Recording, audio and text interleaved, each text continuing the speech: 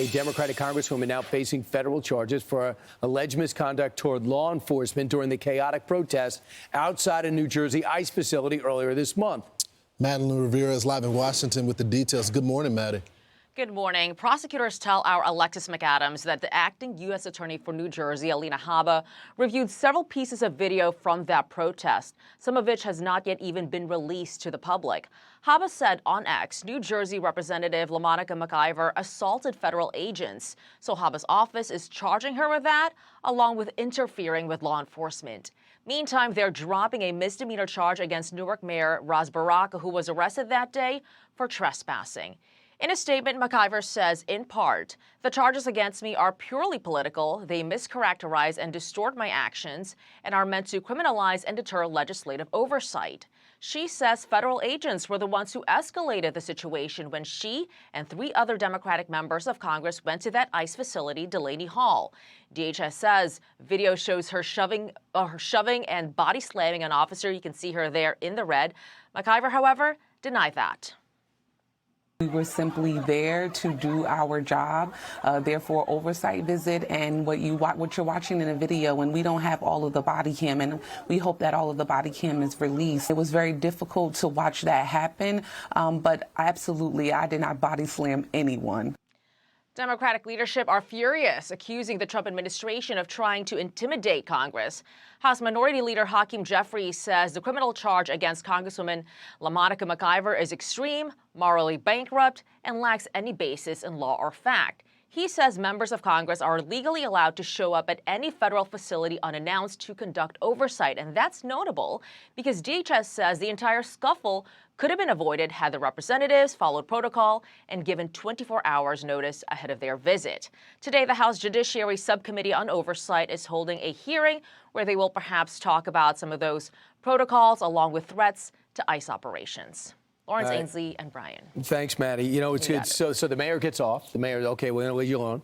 They say, according to Alexis, she said investigators told her that McIver blocked police from putting handcuffs on the mayor on the inside of the ICE facility. That is why the agents were forced to wait and handcuff the mayor outside, which was confusing because I'm thinking to myself, why didn't they take him inside? She actually stood in the way. So that is, of course you're going to be charged. How can you block an agent from cuffing the mayor or anybody? 18 U.S. Code 111A1, assaulting, resisting, and impeding certain officers. It's very clear. A is very clear. In general, whoever forcibly assaults, resists, opposes, impedes, intimidates, or interferes. Period. Yep. It's just that simple. Alina Habba said it can't be overlooked. It is her job to protect law enforcement. And when law enforcement's they have to have the backs of our lawmakers. And so they have to know. That's why so many people didn't want to be police officers, because no one was getting their backs. They were getting blamed for everything. So now you have an administration that wants to back the blue. And why is that a crime? It shouldn't be. They should be safe. They should feel safe to do their jobs. Peaceful protesting, fine, but not this. I also think there's more angles that Alina Habba saw that show that she was bulldozing her way through. I don't see body right slam. right there, she's pushing the police. I mean, what are you doing? If it was any other American, this wouldn't even be a conversation. Everyone would know that they would have to pay the piper. But Hakeem Jeffries said previously that this was a red line for him. What happens if they were to go and arrest these members, or if they would try to sanction them here in the House of Representatives? They'll find out. It's a red line. It's very clear. First of all, I think that the so-called Homeland Security spokesperson is a joke. It's been made loudly and abundantly clear to the Trump administration. We're not going to be intimidated by their tactics. He's the most unpopular president in American history after his first 100 days. Give me a break. No one's intimidated by this dude. No one. And so there are clear lines that they just dare not cross.